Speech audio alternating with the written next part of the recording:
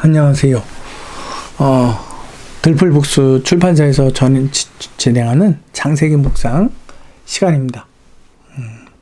오늘 창세기 24장 1절에서부터 9절까지 말씀인데, 그것은 이제 이삭의 아내를 구하려고 자기의 그 종을 그 하란으로 보내는 사건입니다. 자, 제가 지난 시간에 말씀드렸듯이 그는 해족속 중에서 부자였어요. 이방인으로서. 그러니까 해족속의 입장에서는 또 이러한 아브라함과 정략 결혼하게 되면 그 세력과 부가 갑절이 되는 거죠.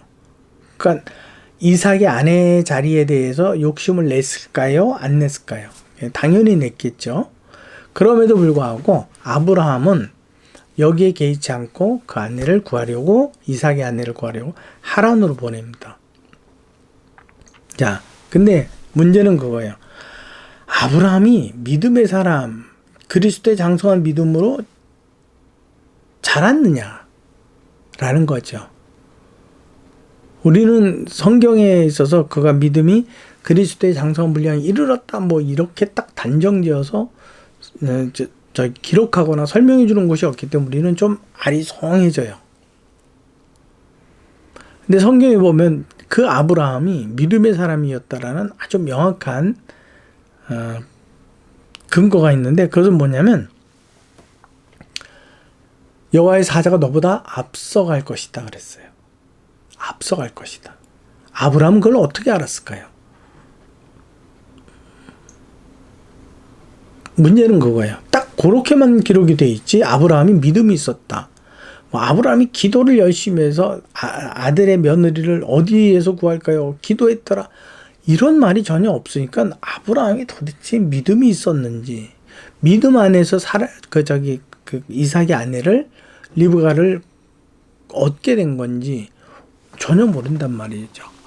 근데 성경은 딱 믿음이 있는 것처럼도 아니고 없는 것처럼도 아니고 전혀 믿음과 아브라함의 믿음과는 상관없이 아브라함의 고백이 하나님의 사자가 너보다 앞서갈 것이다. 그래서 너의 모든 길 가운데 그분이 함께 하실 것이다. 염려하지 말고 가라. 그 종은 야 이거 안 온다 그러면 어떻게 돼? 아브라함의 아들 이삭을 데리고 하란으로 가야 되는 거야? 그럼 내가 이걸 어떻게 결정하지? 생각과 고민이 많았는데 아브라함은 그런데 개의치 말라고, 갈 거라고. 그것으로 볼 때 아브라함이 이렇게 담대하게 그의 종에게 미래의 미확실한 상황에 대해서 이렇게 설명할 수 있는 근거가 뭐냐라는 거예요. 그 근거는 아브라함이 기도했고 그 기도한 가운데 여호와의 메시지, 그의 영감을 받았고, 그래서 그것을 그의 종에게 알려준. 자요. 그러니까 쉽게 표현하면 아브라함은 이삭의 아내를 구하는데 자기가 보기 편한, 자기의 보기에 좋은 대로 선택한 것이 아니고 누구에게 물었다고 볼 수 있는 거예요? 하나님께. 하나님께 묻지 않고서 이렇게 하나님의 이름을 담대하게 팔아먹을 수는 없어요. 팔아먹었다니까 좀 경망한가요? 이렇게 하나님의 이름을 가벼이 취급할 수가 없는 거예요. 그가 그만큼 하나님과의 친밀성을 나타내 주는 거예요. 여호와의 사자가 너보다 앞서갈 것이다, 이렇게 담대하게 일러줄 수 있다는 건 아브라함이 그만큼 하나님과 아주 깊은 관계, 매 순간마다 그와 대화를 통해서 그의 메시지를 받고 있다는 거예요. 그의 생각이 어떤지 알고 있다는 거죠. 그러니까 분명히 이삭의 아내를 구하는데 아브라함은 거저 구하지 않고 자기가 보는 기준으로 선택하려 하지 않고 여호와의 사자의 손에 맡겨버려요. 자기 종의 사건에 맡겨버려요. 종은 아브라함의 기준이 뭔지도 모르고요. 가요. 아브라함은 자기가 보고 판단할 수 있는 상황에 그 상황과 그 장소로 보내는 게 아니에요. 전혀 자기도 예측할 수 없고 감히 짐작할 수 없는 곳에 보내요. 누구를 믿고 하나님을 믿고 어떻게 믿느냐, 그분의 메시지가 있다라고 우리는 유추해 볼 수 있는 거예요. 그의 메시지가 그러면 어떻게 있겠느냐? 당연히 그가 물었으니까 응답하셨지. 그렇죠? 무엇을 구했을까? 이삭의 아내를 내가 어떻게 구하리까? 하란으로 보내라. 내 사자를 내 종보다 앞서 보낼 것이다. 종이여 갈지어다. 여러분, 아브라함의 믿음이 그렇게까지 성장해 가고 있습니다. 이삭을 드리고 난 이후에는 아주 남다른 순종이죠. 하란에서 가라! 내가 너를 복의 근원으로 삼을 것이다. 떠나라! 그랬을 때 갔던 그 믿음과 지금의 믿음은요, 차원적으로 다른 거예요.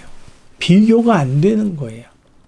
그러니까 하나님께서는 아브라함이 믿음이 있어서 부르신 게 아니에요. 이걸 여러분들이 꼭 기억하시기 바랍니다. 아브라함은 믿음이 이렇게 자랐습니다. 우리는 성경에서 이렇게 믿음 있는 아브라함을 찾아낼 수 있어야 돼요. 왜 찾아요? 하나님께서 이 아브라함을 이렇게 성장시켜 주셨네. 그러면 나도가 되는 거예요. 그래서 우리는 슬퍼서 침륜에 빠질 자들이 아니요, 여호와 이름으로 소고를 치며 춤을 추고 그의 성호를 찬송할 사람이에요. 이 모든 사망과 음침한 골짜기에서 나를 보호하시고 구원하셨도다. 아브라함을 그처럼 인도하시는 하나님께서 오늘 저와 여러분들 인도하십니다. 제 이야기는요, 제 설명은 단순해요. 똑같은 이야기 또 반복하는 거예요. 잊지 말라고. 이러다 보면 믿음의 사람을 어떻게 찾지? 여호와께 물었나 안 물었나? 묻는 사람인가 묻지 않는 사람인가? 그분의 메시지를 기다리는가 기다리지 않는가? 그의 메시지에 따라서 순종하는가 순종하지 않는가? 아, 이거구나. 교회에 나가서 미시옵니다 하는 사람이 아니구나. 여러분, 제가 무엇을 주장하고 무엇에 초점을 맞추어서 성경을 이해하려고 하는지, 이제는 이 정도 아브라함에 관한 이야기를 들었다면 좀 서로 간의 생각들이 이어질 거예요. 때때로는 그런 생각을 합니다. 나와 같은 생각을 갖고 성경을 이해하려고 하고, 그리고 하나님과 가까워지려는 사람들이 함께 모여서 토론이나 이런 게 아니라 함께 모여서 이야기를 하고 서로 안에 위로가 되고, 바로 내 생각이 바로 그 말이었어요. 정말 동일한 생각을 갖고 계시면 나는 그걸 나만이 갖는 건 줄 알고 너무 외로웠습니다. 근데 이렇게 여러분들이 계시네 하고 좀 만나는 시간이 좀 있었으면 좋겠어요. 아무튼 우리는 영원히 만나지 못하더라도 주 안에서 바른 믿음으로 성장해서 우리 주의 나라에서 만나도록 하겠습니다. 그곳에는 분명히 아브라함이 있을 겁니다. 주께서 그를 인도하셨듯이 또 오늘도 내가 천국에 있을 수 있도록 아브라함을 인도하시는 하나님이 동일하게 나의 아버지가 되어주셨습니다. 이 말씀에 위로가 되고 여러분들의 거친 믿음이 다듬어진 믿음이 되시기를 진심으로 소망합니다. 지금까지 들풀북수에서 전해드렸습니다. 창세기 묵상입니다. 잊지 마십시오. 수고하셨습니다.